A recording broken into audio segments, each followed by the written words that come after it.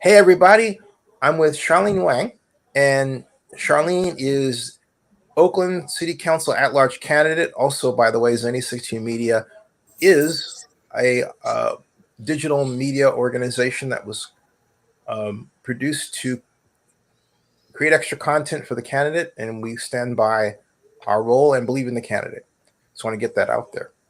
Now, uh, Charlene, you went through a matter that has been nationally path breaking and potentially could have a lot of impact on policy. And so, with that, tell viewers from your words, not somebody else's, what happened. Yeah. So, and look, I don't want to, dwell so much on the incident that precipitated it as much, which was the fact that there was a homeless woman or unhoused woman who came through the event. She had started talking with me. I even took a picture with her, with the photographer. And then at some point, she had started going through the food stuff, just the campaign food. It was a picnic out at a park, Clinton Park, basically. And it's one of those things where it's like, you know, go ahead, take the food, like whatever. You need it more than the campaign does. So she took some food, things like that. Did step away, had some volunteers just oversee some bags, which did contain checks and whatnot, to actually start doing some trash cleanup in the park because it was a park that was in need of a lot of love.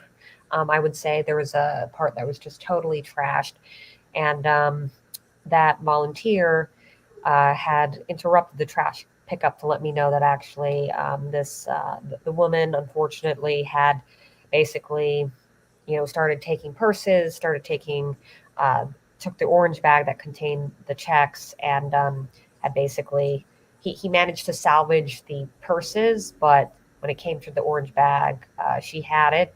And so, as a result, we did go and found her, tracked her down, and tried to do, our best to basically ask for the bag back in a way that was, you know, I think in a way that was, like meant to de-escalate. There was a volunteer that offered, her $100 of his money.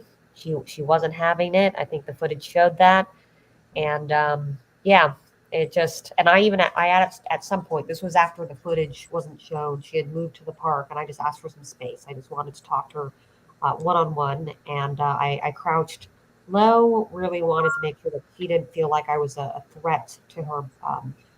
You know, and asked was like, look, ma'am, like I really just need this back. I do. Like there's birthday gifts, there's staffers medication, there's the checks. I have an obligation to alert the people that gave the checks to let them know what happened. And she was not having it anyways, and she did get irate.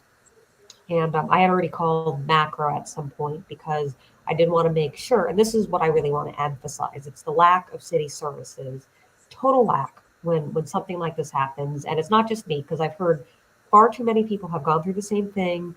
Small business owners, small people who work in small businesses, restaurants, the donut shops, things like that. They get, there are these incidents, these kind of things that happen, and you know, Macro may or may not be available. It looks like they're only available from morning hours, 9 a.m. to I think 1 p.m. And so here's the problem. This is not when mental health incidents do they only happen from 9 a.m. to 1 p.m.? Certainly not. They happen at all hours. I would argue that they're more likely to happen at night. And so the hours don't really make sense to me. The other thing is actually, I realized in reflection that the county actually has a set of services that are supposed to be mental health responders, but they have a lot of overlapping hours with Oakland's own macro program. So to me, it actually makes more sense if we wanted to be really strategic about using our resources, we would coordinate with the county, maybe figure out a staggered way. That way, when the county has the resources, they can step in, and maybe Oakland's macro program steps in when the county is off. Because unfortunately, it's been shown that just even statewide, nationwide, these sort of mental health programs rarely run 24/7. That's a very rare occurrence. Most of them run limited hours, but nonetheless, we can be smart about how we deploy the resources. So that was the first thing. I would say when macro was clearly not available after we called it, I am personally someone who just feels very reluctant to call the police because, there's always the 1% chance that, I don't know, maybe that police officer will brutalize somebody. And so I felt personally very nervous about that. That's just my personal leanings. Even as I'm running to increase the size of the police department, this is just how I am personally, how I comport myself when it comes to the police department, calling the police. My staffer did wind up calling the police because he was like, we just, she's getting irate. He was at some point actually starting to make threats, homophobic threats, started making threats to shoot us. It was just getting violent and, or potentially violent. And, so he called 911 police. And yeah, nobody unsurprisingly showed up. We were told that basically there were 250 calls ahead of us. And she continued to get irate. I did get pelted by she pelted me with a cupcake, which, I guess is like, the on my birthday, right? Okay. I have to find humor in every situation. Okay. Just for me personally, I'm just like, okay, if there is a God, they are laughing at me right now. But anyways, so, Yeah, there's a guy. he's having a real chuckle up there, or he or she is having a chuckle up there. Anyways, so regardless, so What did you get a chance to taste the cupcake? I can't resist. so although I think it might have been a what's it called? Chocolate. The red, no, the red. Oh my God, I'm having a brain fart. Red devil. Is that what it's called? Oh my Right. God, sorry. It's been a long day. So Maybe you need a cupcake. it's the cupcake.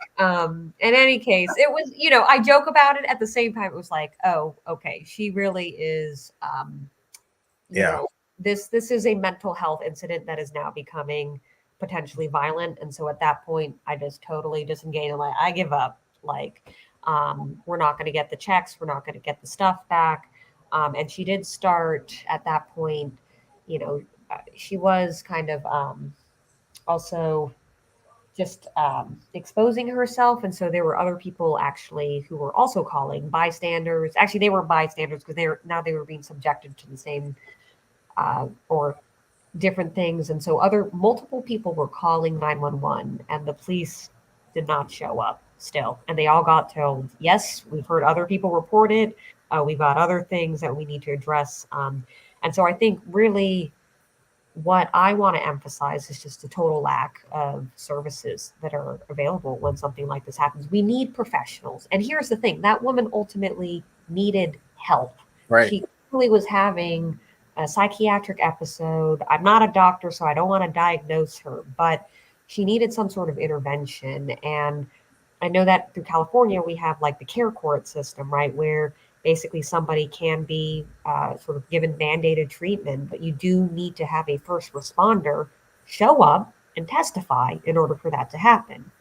That did not happen. I just wanted somebody, it could have been someone from the fire department, someone from macro, anybody to show up just to serve as that sort of professional assistance, but it wasn't there. I think the other thing that I realized through coming through this incident is that we do, I think, create this kind of artificial barrier between a mental. Basically, the whole purpose of macro is to resolve non-violent mental health incidents. What I realized through my own experience going through this is that someone who's going through a mental health incident, truthfully, is kind of going in and out on the edges of violence. Like it may take, it may not take much, basically, because they're not they're not totally cognizant of what's happening. And so, yes, it can become violent. In a rock. Exactly. Yeah. Very quickly. Yeah. And so, I think it's just one of those things where I think the other thing that I realize is that for my own part, I felt such a nervousness around calling the police. I don't want anybody to feel that kind of nervousness. And so I think, truthfully, when we have this idea of macro being set up to respond to certain calls, I also think that macro should be integrated to work with the police department to show up hand in hand with law enforcement when a situation involves this sort of case where you've got both a crime, we did get robbed, and at the same time, this woman is having a mental health episode. And so I think it would have been worthwhile for that sort of co-delivery of mental health and law enforcement would have been a much better model that I would have also, just as a citizen, felt more comfortable calling the police. And I assume that I'm not the only person that has this kind of nervousness when you think about dialing 911 or not. Maybe there won't be, an escalation, but maybe there will. So I think these are the ways that we need to reform the system. So And you're going to announce some new ideas and initiatives, I believe, right? Yeah, I mean, certainly I have some ongoing stuff that's already on the website. I used to work in homelessness for the state of Massachusetts, really, redesign some of their programs to what we call rapidly rehouse people, because that is part of the problem of our current homelessness response system, is that people are being trapped into, like, basically they're being put on waiting lists that says, if you want access to housing, you've got to wait. And it may even be years before they get access to it. And so we intervene at the point by which, at that point, you probably have PTSD. And if you didn't start out with addiction, you certainly have one now by living on the streets for so many years.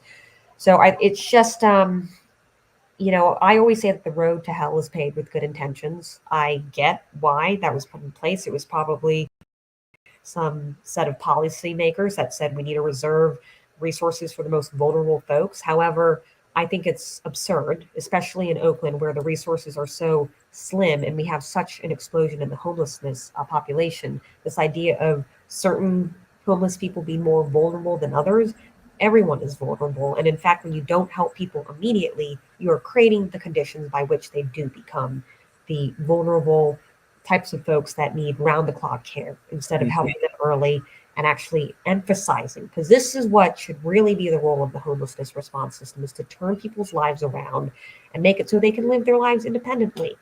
It's not only better for the taxpayer and also just our ability to help more people, but it's also better for the human being to have a dignified life by which they can feel productive and feel like they are contributing and feel like they're thriving, basically. And so I don't think, certainly we need to build out more permanent supportive housing and all of that, but I do think that our homelessness response system, that's what we need to emphasize, is getting people truly getting back on their feet, turning their lives around for what I just explained. And tell us about your time in Massachusetts working on the homeless. What did you learn? I mean, that's what I had learned, because truthfully, what I told you about this trapping of chronic homelessness Sure. is something that is actually done. It's a regulation through the Department of Housing and Urban Development. So it's a federal regulation. Now, so that influences the way that counties essentially administer their homelessness services. However, through the city of Oakland, because we are spending our own dollars on the homelessness problem, that's where I think we can do something different, something that is not held to the same sort of coordinated entry requirements that the federal government has. And maybe we can actually, through our efforts in Oakland, prove that a different model is actually better. And, maybe the federal government will be like, maybe we shouldn't mandate this kind of regulation. And maybe we should allow for more experimentation, allow for more innovation in how cities want to address homelessness. So, That yeah. makes sense, rather than a one size fits all strategy that ignores the cultural underpinnings of homelessness in these different cities, right? Exactly. And then in Massachusetts, specifically, what my role was is I had been working with the Massachusetts Unaccompanied Homeless Youth Commission. So this was basically services that were targeted primarily at young adults and youth who were on the street. A lot of them had come from, either violent home situations. Many of them were LGBTQ. These were the sort of things, or they were former foster care children, right? And they had aged out of that system, and now we're left grasping with not having the skills in order to retain a job and do all the things that you need in order to keep a roof over your head. And so part of the challenge with this community in terms of getting them off the street is also the fact that the shelter system, I would say, has always been flawed, but Mhm. particularly for this population, it's a bad one because there is actually a lot of sexual abuse, just a lot of abuse, period, that happens in shelters. Assaults happen. It's just a regular occurrence, and so that's why it was of particular importance to ensure that these young adults and young folks who, you know, again, the point being when you're younger, you're more likely to be able to turn your life around. We need to intervene early and quick. That way you can be set up for success and not be trapped into this cycle of chronic homelessness. And that's why it was so important to focus on these set of folks. But I think it has broader implications. This isn't just about young adults and youth homelessness. This is about the whole system doing the same thing to everyone. Well So said. And I know that you have a busy schedule ahead, so I want to thank you for stopping by and giving us your personal view of what happened and an update too. Anything else you want to add? ah well, I mean, and this is also why, folks, I stand by what I say, which is I do think we need to have more police officers. I'll just say that beyond reforming the homelessness response system, the fact that we do not have a first response, we don't have a first responder system. And truthfully, this is not even. I think Zenny, I mentioned before, the thing that actually caused me to look into city council. I'm not phased by this incident because I've already been intentionally assaulted by a vehicle. You know what I mean? Like Right, this is, right. in that case, there was also Interview. exactly. There's just no first response. This is unusual. This is not right. And I'm also someone who's been a domestic violence survivor where the police have come and saved my life. And so this is the thing that I am trying to message out, particularly to those who identify as progressives, who may have their concerns around, investing or increasing the budget of the police department. It's like Mhm. we literally have domestic violence victims who are going to call 911 and nobody's going to show up. So, and I think that should haunt everybody. Like that is not an acceptable level of service here in No. Oakland. And yeah, this is just the point that I want to stand by again. So, yeah, Thank you so much. Yeah. thanks. And hey, everybody, thank you for watching and subscribe to Zenny62 on YouTube and bookmark ZennyReport.com. And we'll be back with more. And don't forget the website that you really ought to visit if you want to learn more about the campaign that Charlene is running. And it, Charlene for Oakland.com. I was actually going to show them the website. Okay. Yeah, through the magic of StreamYard, we can actually show the website, which is right here. See? And so you can go, and there's a donate button you can push about me to learn more about Charlene and her background and her desire to make a better Oakland. All Oh, right. yeah. Since you mentioned the donate button, Zenny, I would be remiss not to mention there is an upcoming September 21st fundraising deadline. Everything I fundraise through that date goes public. So it really matters in terms of just continuing the momentum of the campaign. So if anyone's tuning in and they feel compelled to donate, even small dollar donations, generous ones are greatly appreciated, of course. But please do think about donating. Unfortunately, without public financing of our campaigns, they are incredibly expensive to run. And it's incredibly easy for our campaigns to be bought up by either special interest groups or just, yeah, people need to donate basically because every mail piece is literally $1. So you got 400, you got, let's go with registered voter, over 240,000 registered voters in Oakland. So you can just imagine the amount of money it costs to really get the name out and get the policy ideas out ultimately for a campaign. All right, excellent. And again, thank you so much. And everyone, thank you for watching. And please share this around social media and text it to your friend. That ends this stream. Charlene, stick around. You don't have to move a muscle.